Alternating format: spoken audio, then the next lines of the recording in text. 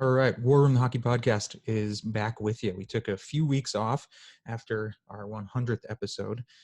We are back on Zoom in different areas, so not in studio together. Back on Zoom, so this one will be available on YouTube.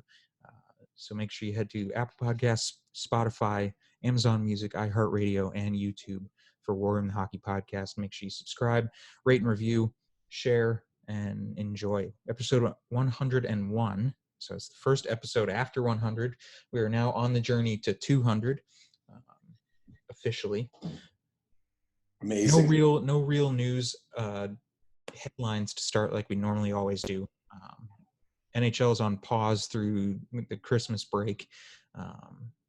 All that stuff.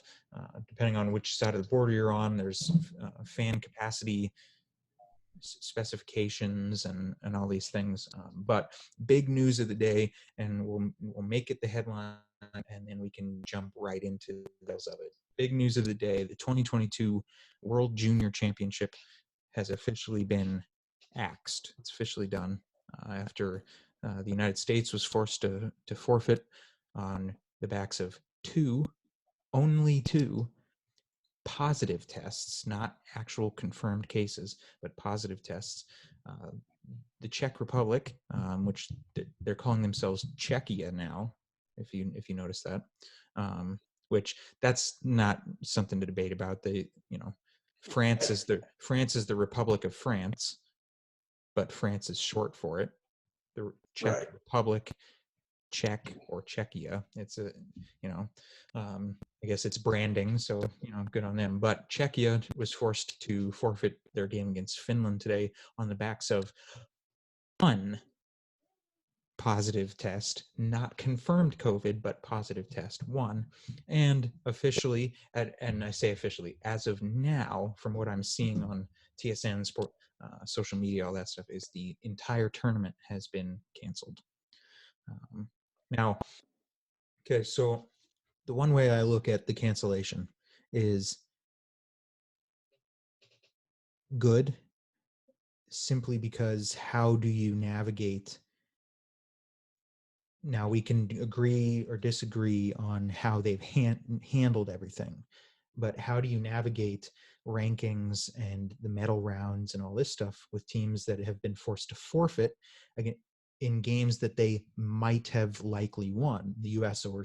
loses to Switzerland because they forfeited.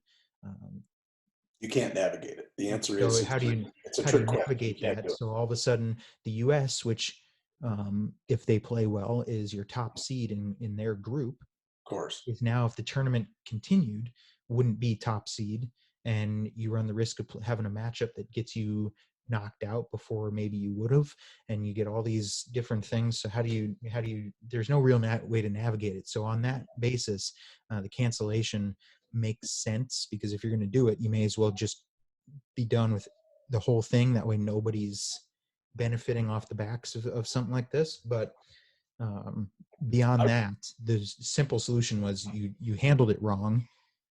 Enough with this. Let the boys play, unless the entire team gets wiped out with everything. But now, if you're going to cancel a game or disqualify a player, then don't even play the dumb tournament. Don't even have it. Don't have everybody fly there, sell a bunch of tickets you can't support, and then pull the plug on the whole deal. This is where I would start to launch into my anti-IHF rant, but this is, as we'll get to later, this is going on across Canada, across into China and the Olympics and everything else. It all goes back to, and the common thread here is the virus, and it came from China. So we can't, you can't end people's careers. Look, you can't end people's careers on the basis of some guy somewhere maybe getting the sniffles. Look what happened last year. The U.S. Didn't U.S. and Sweden both lose guys that couldn't, because of COVID, that they sent home during the tournament? Before the tournament even began, the U.S. didn't have Boucher or from Michigan and all that stuff. And then they went back to Michigan, and they got the season pulled out from under them there. Yeah. maybe the most stacked team in history, and then that team gets its season pulled out from under it. This is not any other business where you can live to fight another day. This is an age-defined group. When you're talking about bantams and midgets getting drafted into the ranks of junior, you're talking about junior players getting into NCAA and being drafted in the National Hockey League. This is an opportunity that comes once. And when we're working on 2.5 seasons that have been stripped away from these kids, and they can never come back. We talked about it at the very beginning of this situation in the spring of 20, that kids went home for March break expecting to come back to the Frozen Four tournament and the Memorial Cup and the Fred Page Cup and all that. And that was the end of it. One afternoon, one Tuesday, their career just ended. Well, And half the schools in NCAA last year didn't even play all year. So how many kids on almost half the 60 NCAA programs couldn't even compete? So how many of them are seniors who are hoping for their senior year to be one that gets them a contract as an undrafted player, and now they don't have that? And then you see it when you get to the Frozen Four tournament, where now teams have to completely pull out because of it and can't even compete for a national championship and all this stuff. It's I saw a thing, and it's a former military veteran who's now in charge of an operation or a nonprofit type organization called Operation Underground Railroad, and it's former Tier 1 operators and all these people that go in and rescue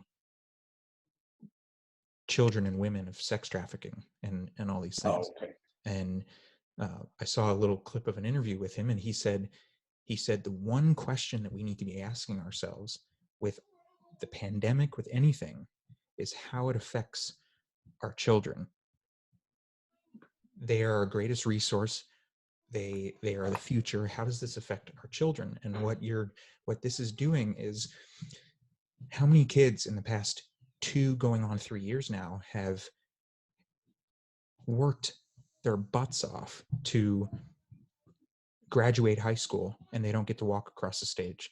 Right. How many kids in university worked 3 jobs and to not only support their mother, but to pay their way through school to get this degree and have this future, and now they can't walk with pride across the graduation stage? How many kids work their butts off to their entire lives to have the right to compete at the Olympics, and now they can't go? Because how many young men and women work their butts off to compete for a state championship, a national championship, a world championship, hoist that trophy, get drafted, earn a contract, do these things, and that's stripped away from them because we can't have scouts in the building to see them play.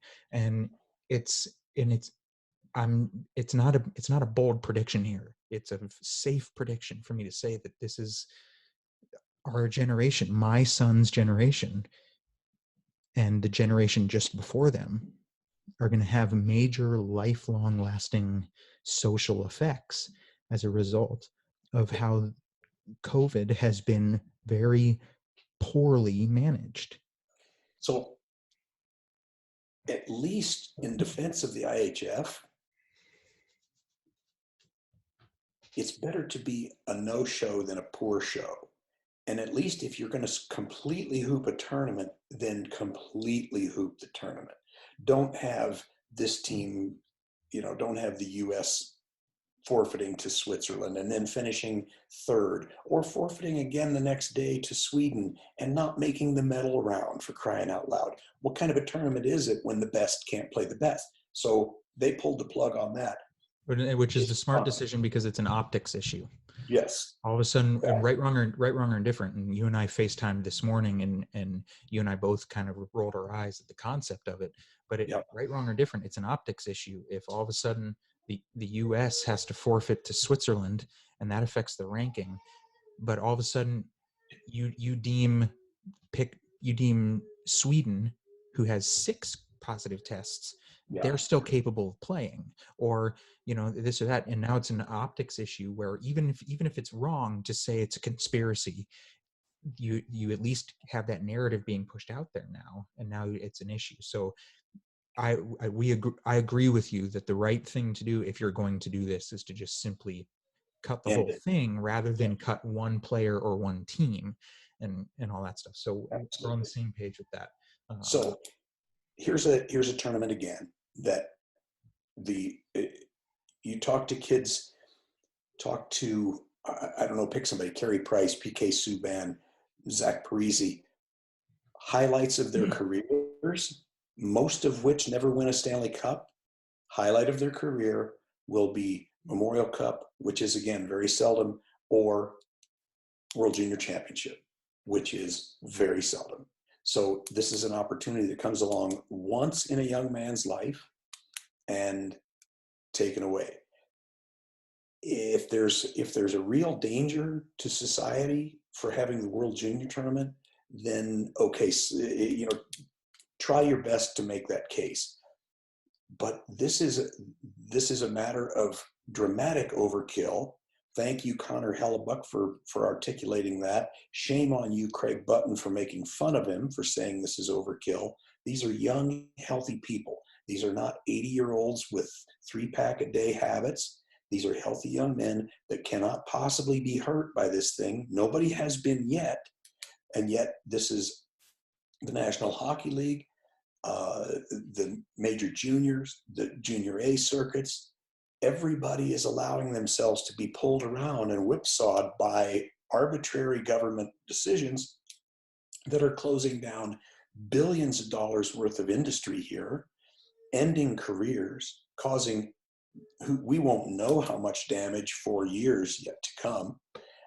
And until somebody stands up and says, no, thank you to all of this, lock everybody in a sealed room because someone somewhere got the sniffles. Now let's shut down everything until somebody stands up and says, no, we're not doing that. We're going to go right ahead. And it's not going to be the National Hockey League. It has to be society as a whole.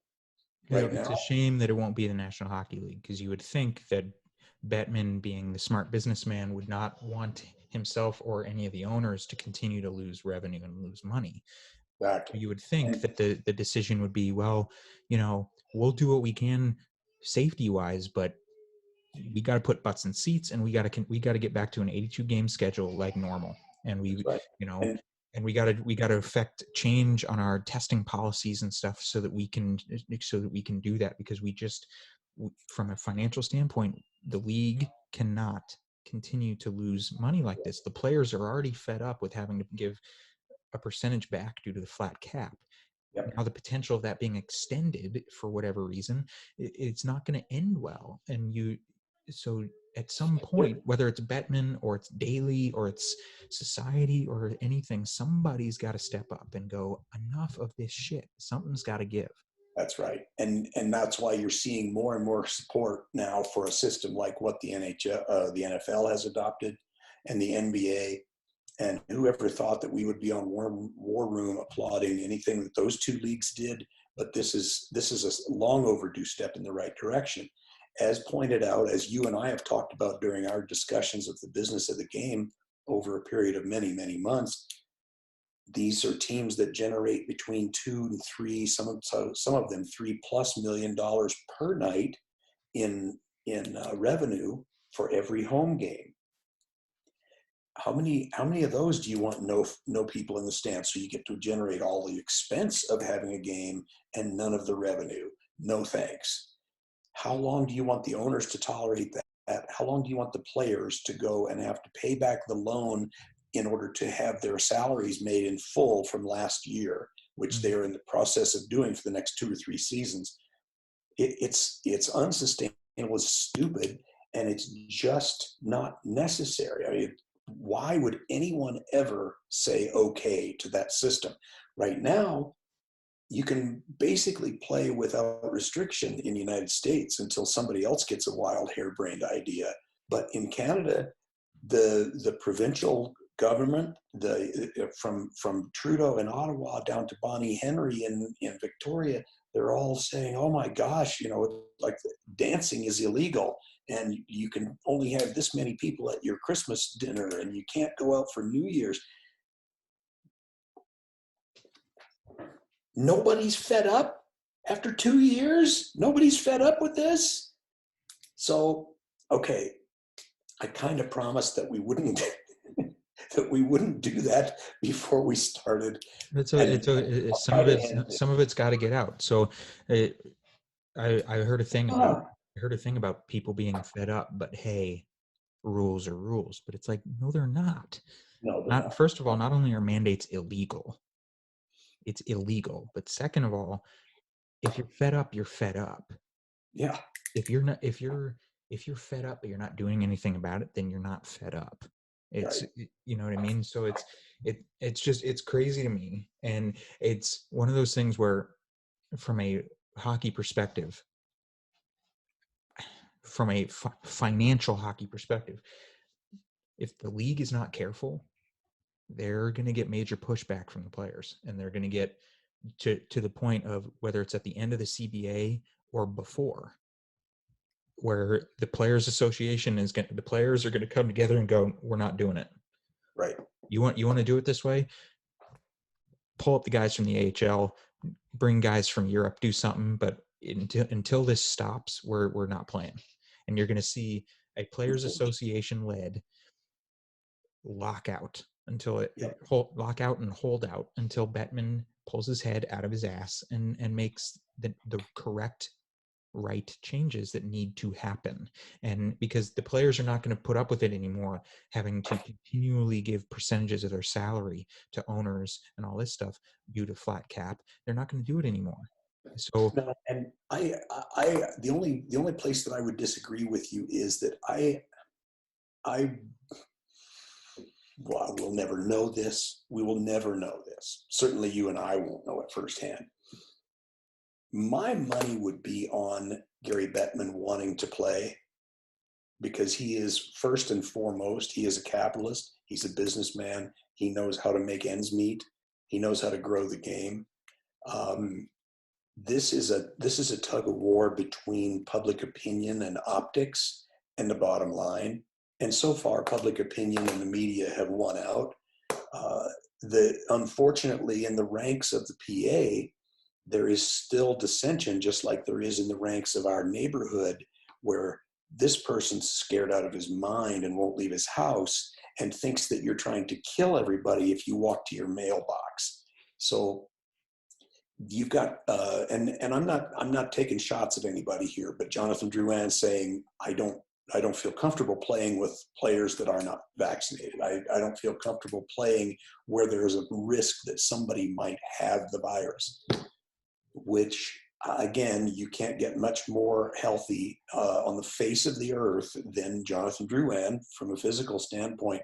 But then there's guys who say, enough, I don't care, I'm playing, let me play, and I don't care who's got it, because it's not going to hurt me anyway. yep. We're doing just fine, so leave me alone and let me play, and put our fans back in the seats, let my parents and my friends come to the game, resume the CHL season, resume the USHL season. Enough is enough. Yep. So I don't know. I get that there's some dissension, but I'm predicting that you're going to see at least a big pushback, if to the point of a we're not playing type of thing, if from the majority of the players, if this doesn't change. And I know from a capitalist standpoint and whatever, we're sometimes quick to defend Gary Bettman, for whatever reason. And Yeah. but He, there's something to be said for, at what point is he out of touch with where things are headed, right, wrong, or indifferent? And remember too, remember that he does what the owners tell him to do. He does not mandate things to the owners. He doesn't go to them with decisions and say, here's what we're doing. They vote. The board of governors tells him what they want to do, whether it's player safety or revenue or anything else. The board of governors tells him what to do, as does the Players Association tell Donald Fear what they want to do. I think I am hoping that one bright spot coming out of the Olympics cancellation on NHL players is that there are enough high profile guys, like most recently Brad Marchand, who are saying, I had one shot to play in the Olympics. I want to make my own decision. I'll go. And if I get quarantined, I'll stay and I'll sacrifice the pay. I want to play for my country. And now there are, Vladimir Tarasenko said that about playing for Russia. Brad Marchand, Stamkos, guys like that have come up wanting to go and play. The problem is when you are under contract, your life doesn't entirely belong to you. So and when you are part of a players' union, you give up the right to make unilateral, autonomous decisions. Yeah. So the good news is I'm part of the PA, and the PA has negotiated us some fantastic deals with regard to merchandise sales and the ability to negotiate contracts and become free agents and make millions upon millions of dollars. The bad news is when our Players Association as a whole says we aren't going to the Olympics, then none of us are going to the Olympics. And you give up that right to make an individual decision.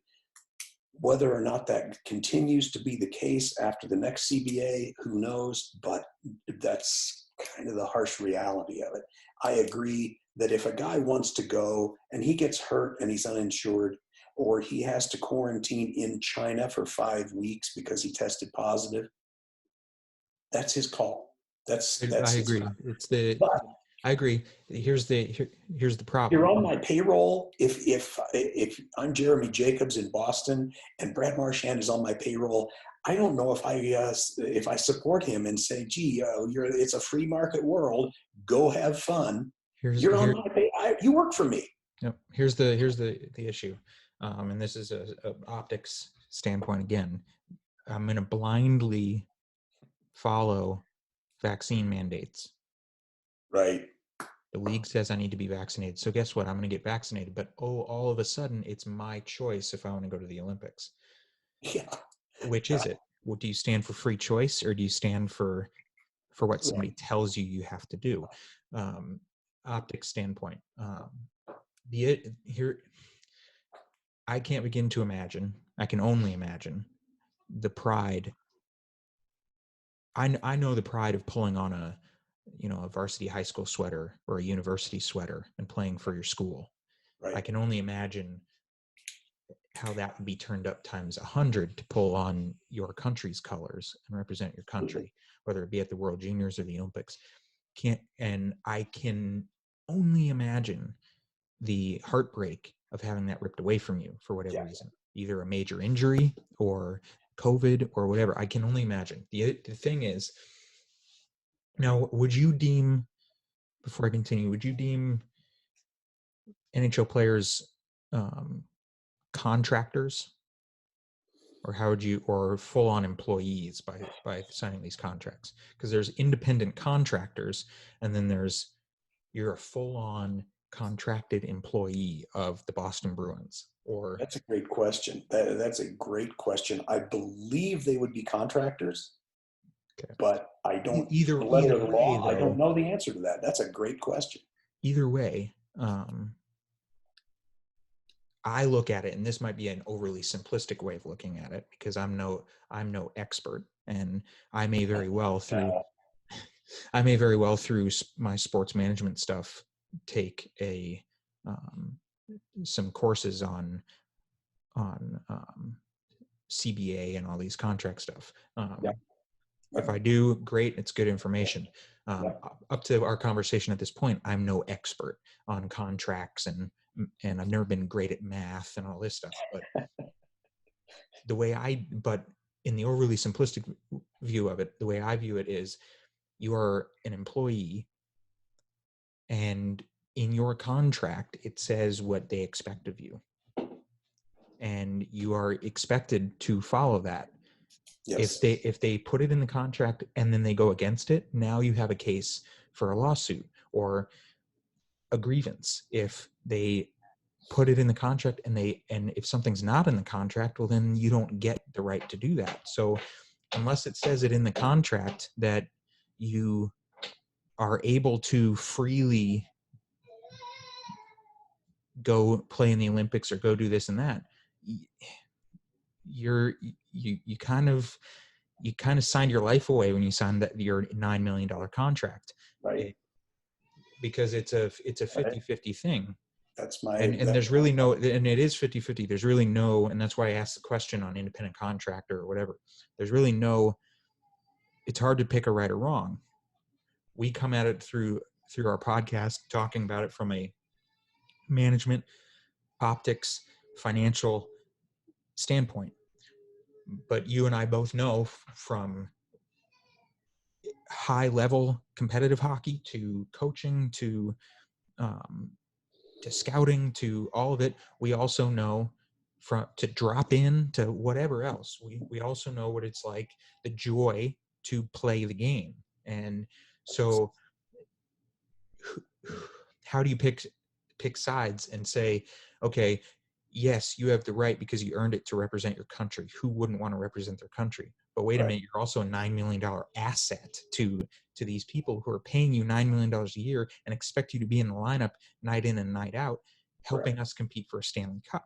So we kind of have the right to say whether or not you get to go and play and potentially have a season ending or maybe career ending, depending on the severity, injury playing against Slovakia in Tokyo or somewhere. So I, listen, I guess this is what lengthy stacks of contracts are written for, to cover every eventuality. The problem is this is new ground for everybody.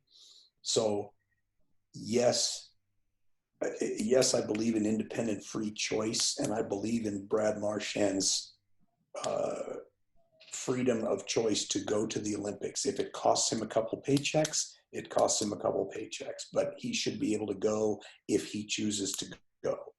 I also believe that if you are on my payroll to the tune of $300,000 or $400,000 per pay period, and I'm in the midst of a playoff run, as are the Boston Bruins, and every one of those playoff games is going to net me another $3.5 million, and I stand to possibly not make the playoffs if you and Bergeron both go to China and get stuck for 5 weeks. Now you could possibly not just cost me two of my biggest assets, but you could cost me $15 or $20 million in April and May.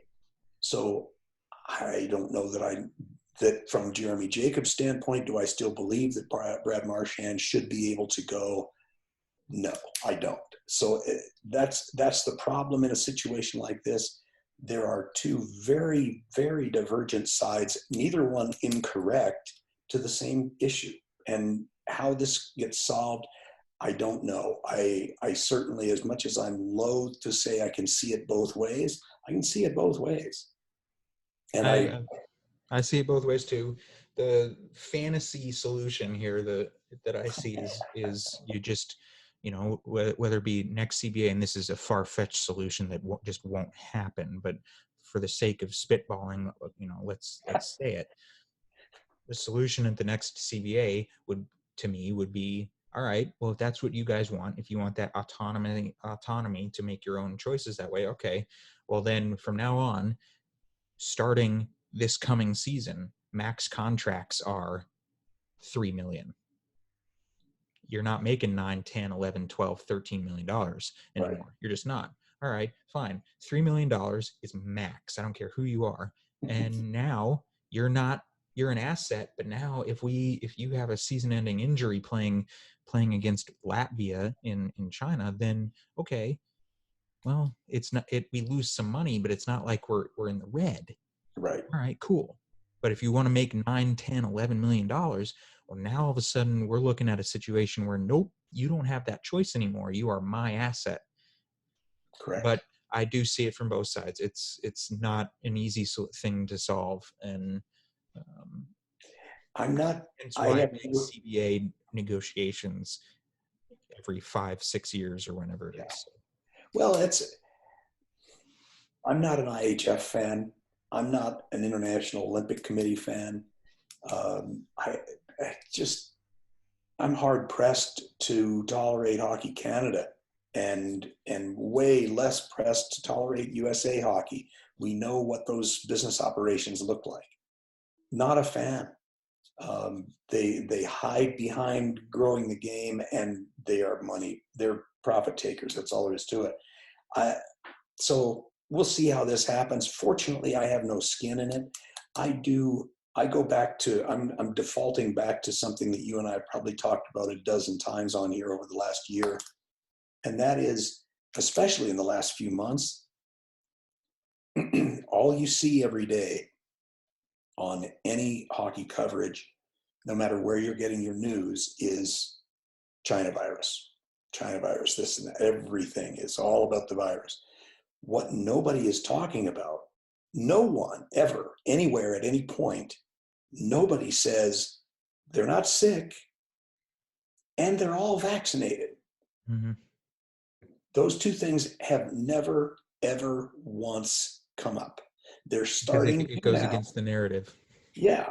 It goes So, against the narrative. It went with the narrative to say that they need to be vaccinated, get vaccinated. Then they'll talk about the vaccines and they'll talk about everything. Get vaccinated, get vaccinated.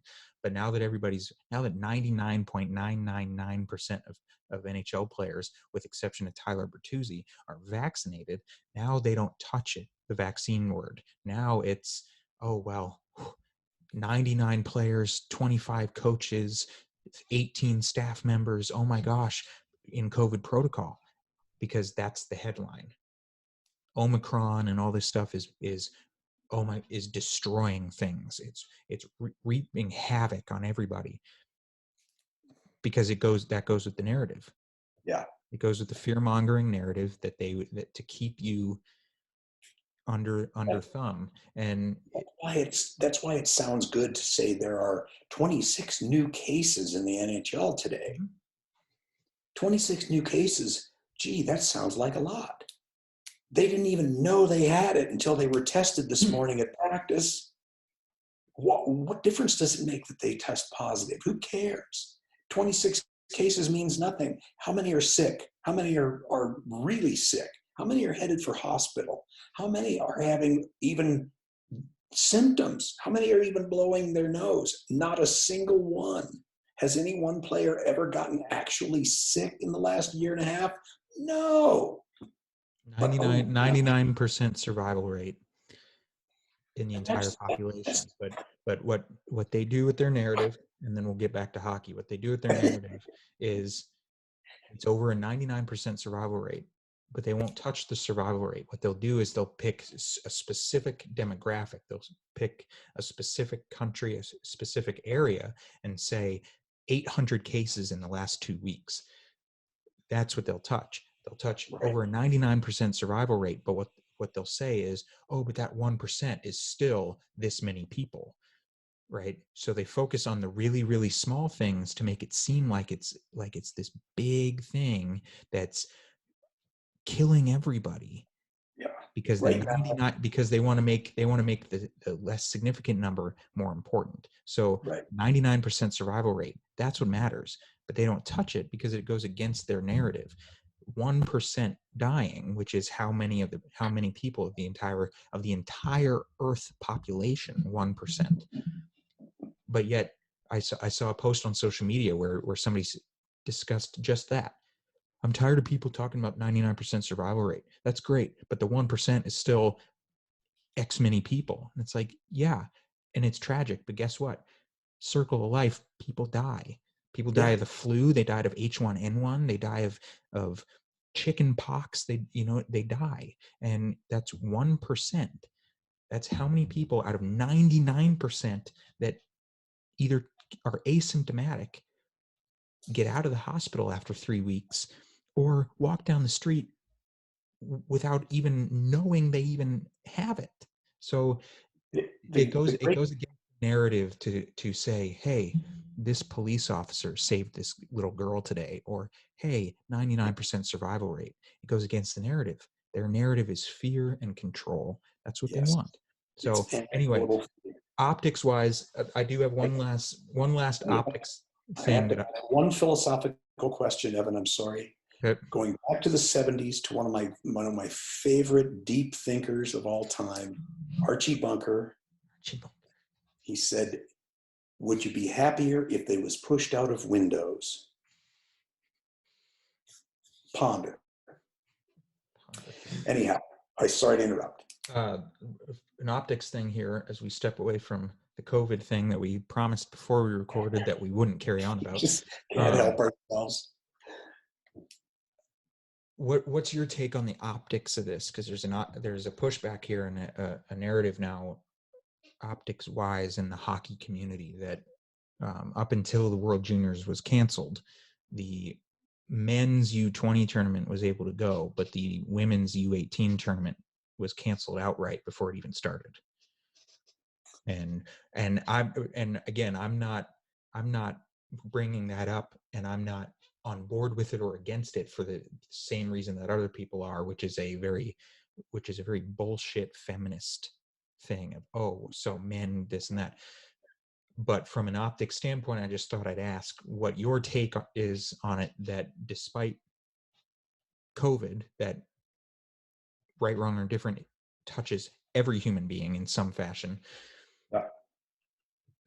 The U20 men's tournament was able to go for 3 days or however long before it was canceled, and the women's tournament never got off the ground. Agreed. And I knew you'd say it, and I just wanted to hear you say it just for the sake of conversation. But you set me up, didn't you? Again, the optics of it, yeah. But there, right, wrong, or different, there is an optics of it. Again, narrative. Nobody will touch on them and from the beginning of this, and it has nothing to me. Step outside COVID. From the whole beginning of argument and beginning of the debate and the conversation of women's hockey and a women's NHL, and our conversation a year and a half ago or so with Nancy Wilson, and all these things about it. Notice how, again, what nobody mentions is money. What nobody mentions is revenue. What nobody mentions is that the U.S. women's soccer team, percentage-wise, makes more money than the men, percentage-wise. But Yes. again, what they do is they look at that specific little number and say, "Oh, it's not the same or greater," but percentage-wise, they make more. What nobody talks about, because it goes against the narrative, is that women's hockey is exciting when it's U.S. and Canada, right, in either the Olympics or their rivalry series. But step outside of U.S. and Canada in their rivalry series or the Olympics, and what do the women bring in? right. And nobody touches on it because it goes against the equality empowerment narrative. But revenue, that's the reason why they're not on national television. It's the reason why, to the point of this conversation, there's still no WNHL. It's why they're still having their Professional Women's Hockey Players Association Dream Gap Tour rather than actually playing competitive, true, meaningful hockey games. It's not because they're not great athletes, but it's because of revenue. But nobody wants to touch on it. They blew up about 2 or 3 years ago, about the controversy about that. Sportscaster, somebody made a comment about how the 200th ranked male tennis player would beat Serena Williams. Yeah. And it's like, that's not saying that Serena Williams isn't the best female tennis player, but you put her up against a male tennis player and she will likely lose. It's just, you know what? Here's the converse to this argument, and to illustrate your point.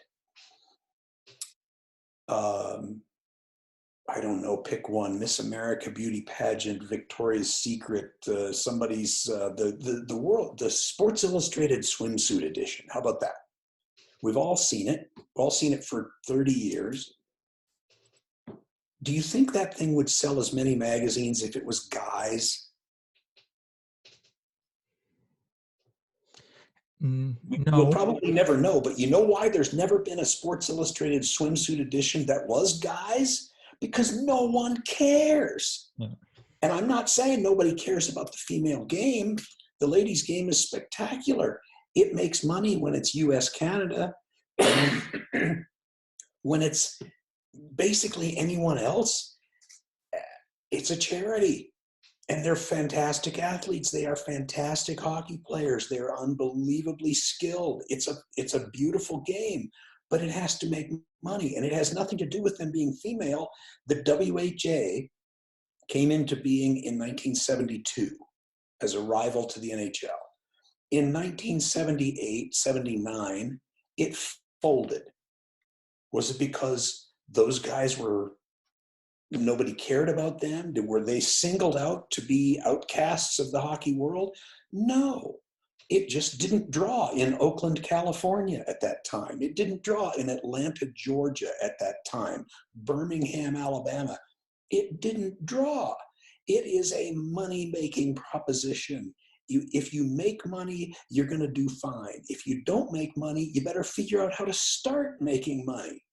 And I'm all for the women's game. And I think at some point soon, we're going to see a viable women's hockey league. They have to figure out how to draw attention to it and make money with it. And it takes time. You can't simply run out and say, well, they work really hard and they deserve to make a living. They're really good. That's not enough. There were 400 guys in the WHA that worked really hard and deserved to make a living, and they were selling cars all of a sudden. It just doesn't wash. So to answer That's your the narrative question, right now. it's money. It's That's all the narrative right now when you see, Hockey Day in Canada and their little stories they do or anything like that with the interviews. That's the narrative right now is, oh well, you guys are fantastic hockey players, and you deserve to have your own league. Let's make it happen. But one, nobody's offering the solutions, write the check and and two, make it happen. money. Right. It's great. Any businessman who would invest, that's worth his or her salt will say, okay, I will write you a check for name the sum for your own professional viable women's hockey league. Right. I will do that. But here's what I expect in return. It's a hockey version of Shark Tank. Here's what I expect in return. I will do this, but in total, but in the next year, I expect X percentage of that back in revenue, earned back. You earn money. Here's the investment. Now you go out and earn the money, and this is what I expect back in this time frame.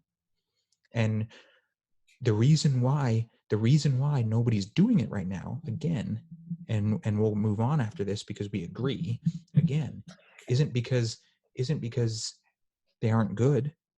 No. Poulan, Hillary Knight, Kendall Coyne, all these women, great. They're great. Amazing. The game is growing in all these states and countries and areas. Awesome. Yep. But the reason why nobody's done that and come to them and said, here's your check. Now, here's when I expect the investment to be returned, is because they know, anybody who would invest knows that the likelihood of a returned investment, at least right now, is almost non-existent. It has nothing to do with how good they are or the fact that they're women.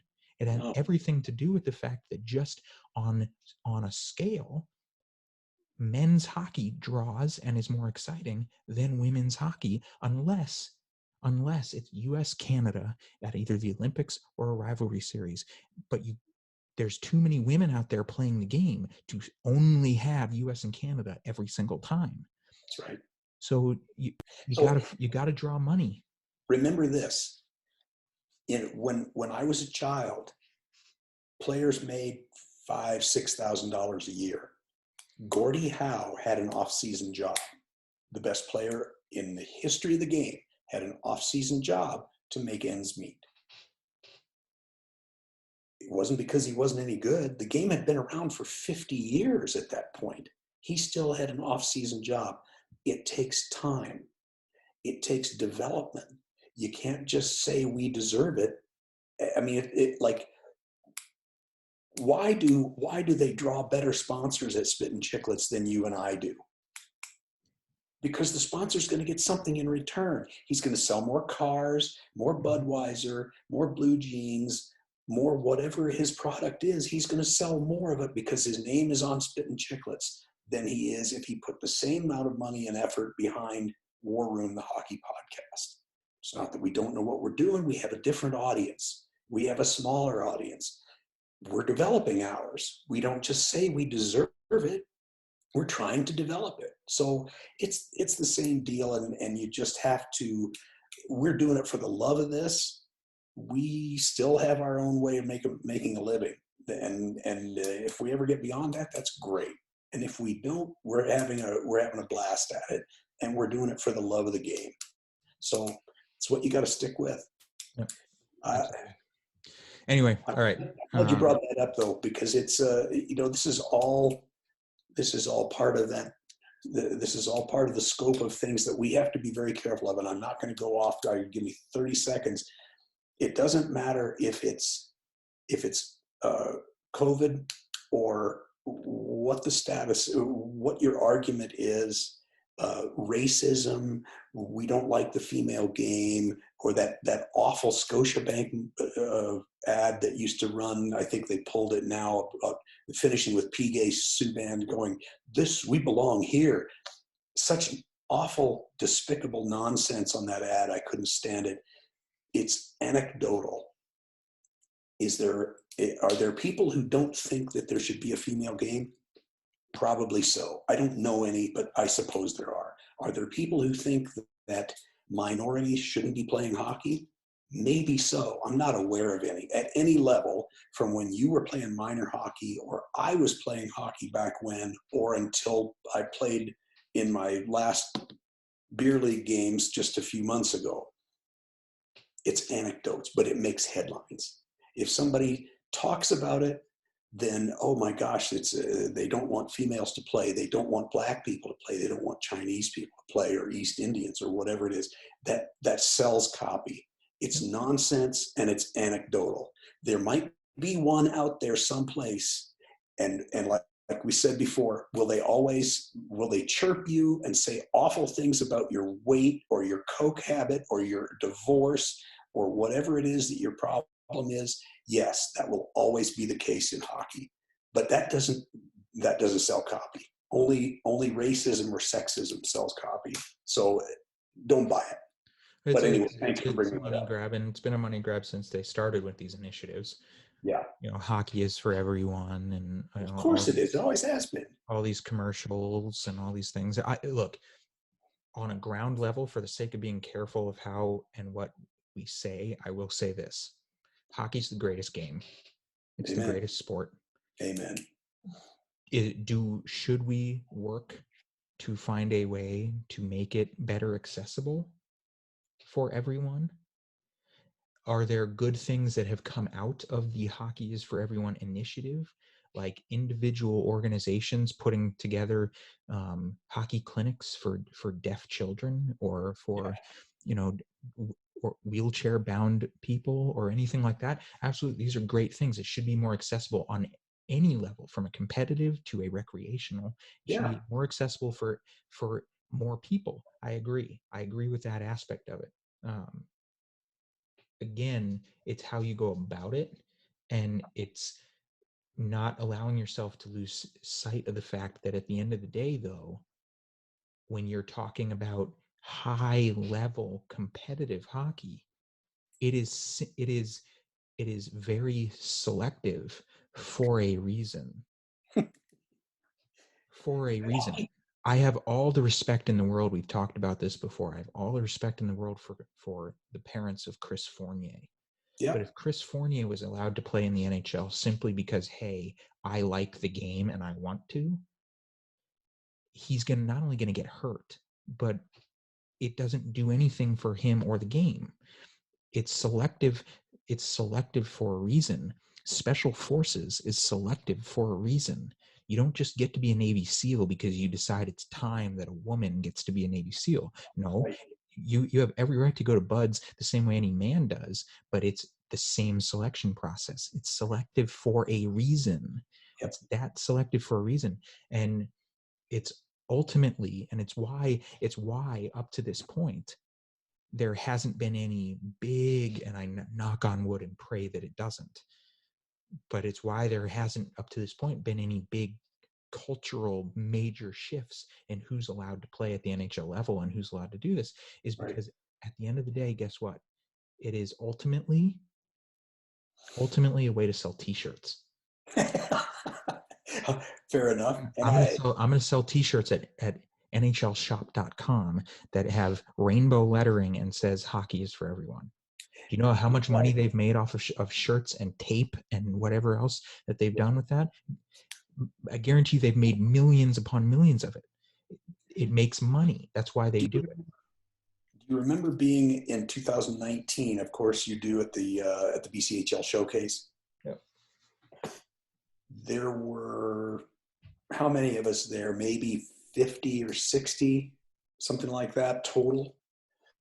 All scouts except basically for you and I, probably. You know why those scouts are there? And this is a kind of a trick question. They're there to discriminate. My job as a GM and a coach and a scout is to discriminate against you. If you suck, I don't want you on my team. I don't get paid to discriminate against your sexuality or your race or your religion. I get paid to discriminate against your complete lack of competitive ability. If you can't compete, I don't want you. I'm going to discriminate you off my list and never look at you again. And I hope the next guy picks you up, because I'm going to continue to kick their butts for the next 4 years or however long you last there. Everyone gets paid to discriminate, whether you work at a business or whether you work in the game. It doesn't matter. There's a reason I'm not in Hollywood or the NBA. I suck. Yep, agreed. So, for the sake of being careful with how we say it, let's agree. I think we do agree, but I'll say it. You're laughing. I don't know why you're laughing. I'm being serious. I'm laughing at myself. But because you're trying to make a serious point, and I'm just, my career is long over. I have nothing to be concerned about. You can cancel me. I can't get fired anymore. You can't pull my sponsorship. You can't do anything to me. I am a dangerous man. I don't care. You, on the other hand, have a long career ahead of you. I'm 30 years old and have, God willing, have plenty of life left to live. So, but in all seriousness, hockey being the greatest game. Yep. I don't think that's a debate. You're welcome to debate me and try to prove the point that another sport is better, but hockey is the greatest game, the greatest sport. Because of that, I will say this. Hockey is for everyone. It isn't for everyone. Whether it's competitive, whether it's recreational, it should be. Hockey should be accessible for everyone, should be accessible for everybody who wants to. Yep. How you go about that is what's right or wrong. Right. Cancel culture, making it race or sexual, making it this or that is bullshit. It's wrong. It's not how you go about that. Hockey being how you go about it, hockey is for everyone. And now each organization puts together their own clinics, their own initiatives, their own whatever that says, here's my deaf hockey clinic. Here's my blind hockey clinic. Here's my disabled hockey clinic. Right. Here's my, for women and girls. Look at the girls of sledge hockey. Here's all these things. You put together initiatives and you create these nonprofits and these organizations that allows these children to do it in a way that doesn't cost them their next month's rent, Right. right? And things like that. That's how you go about it. And hopefully from there, you've created a situation where equipment drives and all this stuff so that families who can't afford it don't have to put their children in hockey helmets that spin all the way around their head. What kind of a neglectful person would do that to a child? Jokes. But so that families can are able to give their children equipment so that their children can learn to skate and experience these things. And through those initiatives and through those moments, you hopefully begin to affect positive change so that in the long run, for the next generation and the future of the game, it is now more financially accessible for everyone. Yes. Then you'll obviously get into the competitive side of it, which is more selective. But from a welcome to the game, learn how to play and skate aspect, it should be for everyone. And hopefully, if you do it the right way, these initiatives can lead to a positive change long term that can lead to that. Yep. Simply profiting off of that phrase through t-shirts and whatever else, and then folding your arms if you're freaking Akeem Alou or anybody else, and Yeah. saying we should be able to play, or there should be more black coaches, or there should be, this or that, or the reason I didn't do this is because of Bill Peters. That's not how you affect change. That's not No. That's how you equality. get. That's not creating a culture and a climate and a community where hockey truly is for everyone. Yeah. And shame on Tara Sloan. I'll never watch her or that nonsense on Hometown Hockey again. And good for Bettman and Daly for not falling for that Matt Dumba, Akeem Alou nonsense. It was bad enough they gave that guy a job, but not falling for all that BLM crap a couple of years ago when it was all the rage, because there's just no such thing, and it doesn't exist in the NHL.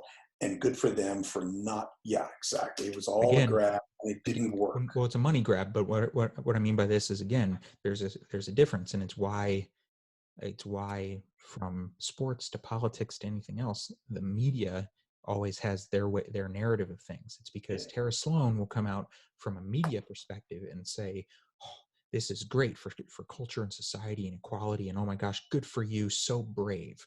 From a business perspective, anybody worth their salt, and we can say Bettman's out of touch all we want, but if he is as smart as he says he is, or we think he is, he will never ever bow to that, because from a business perspective, you do not make money on Black Lives Matter. You do not make money on that stuff. You saw that same year, that was the first bubble playoff of COVID, remember? Yes. That was that year where all of a sudden there was a pause, then they came back, and then the playoffs were the first playoffs that were in the bubble. Yeah. And you remember that same year, the NBA was doing the same thing and plastered all over their court and on every commercial, and was Black Lives Matter. On their uniforms wasn't their name. It was some racial social justice term, whether it be freedom or, whatever, and everything like that. And the NBA's ratings were lower than they have ever been in history. It's because people don't want to watch sports for politics. They watch sports, and it's why this is going to be the one and only episode of War Room where we rant like this about something like this. Oh, come on. And hear me out on why. Because people don't tune into these things for the same things that are shoved down their throats 24/7 everywhere else. They tune in to watch the Toronto Maple Leafs and the Tampa Bay Lightning compete for first place in the Eastern Conference, and the excitement and the edge of your seat and the pride and waving the towels and pom poms and excitement. That's why they tune in. They don't tune in to see Black Lives Matter on a basketball court and continue to hear why Black Lives Matter this and racial justice that. And so to our listeners, this episode is things that needed to be said, but moving forward, we need to promise each other and ourselves and our listeners that we limit the exposure of COVID discussions and things moving forward. Let's remember this. Would you or I turn on any podcast that went on and on about social issues, or would we rather listen to Colby Armstrong and PJ Stock and guys like that tell stories and giggle up a storm? No questions, no contest. So yeah, let's get back to what works for us. But I agree with you. Under the circumstances, canceling a World Junior Tournament, taking the players out of the NHL players out of the Olympics, probably a lot of things that needed to be said today. And I appreciate you letting me have a little bit of latitude on it. Things need to be said. We hope our listeners give us a little latitude with it as well. That given the circumstances, given the things in headlines, it would be, whether we're doing this for fun or whether we're making a living out of it, it would be neglectful to not discuss. Got to address it. Yeah. You got to at least address it, if not discuss it. Right. So it needed to be said. It needed to happen. I like this week's episode because of it. Needed to happen, needed to be said, get it out there. But now that it's out there, move forward. Because despite all the things that we may or may not agree with, there is still some really, really good hockey happening. And whether the season is paused or not, or taxi squads or this, or playoff bubbles or limited fans or whatever, it's still tremendous hockey on the ice. And from a true hockey fan, that's what we need to put out there for people. So we appreciate everybody for tuning in and sticking with us and allowing us to say what needed to be said this week. Moving forward, we promise it's put to bed and we'll get back to hockey. So absolutely. Yeah. Next week we'll have some kind of mid-season observations and see where we stand at that point with resume to play. And I've been fed a couple more stories that we missed on episode 100. So hopefully we'll get to those next week too. Yep. Look forward to it. Look forward to our discussion about whether or not we're going to hit or miss on our prediction of Philadelphia. Oh yeah. But long way to go. We'll touch on that. Thank you everybody for tuning in. Head to Facebook and Instagram, War Room the Hockey Podcast, at War Room the Hockey Podcast, respectfully. Make sure you like and follow us there. Engage with us. Make sure you head to Apple Podcasts, Spotify, Amazon Music, iHeartRadio, and YouTube. And make sure you subscribe, rate, and review. Share with family, friends, everybody you know. And we look forward to seeing you guys next week and joining us as we get back into true hockey discussion and some good laughs and some good talks and good times. So thank you for joining on Zoom this week. Great time. I appreciate it. That sounded like it, but it was fun. Yes. I'm Evan Rauer with War Room the Hockey Podcast. We'll see you all throughout the hockey community. Cheers. Cheers.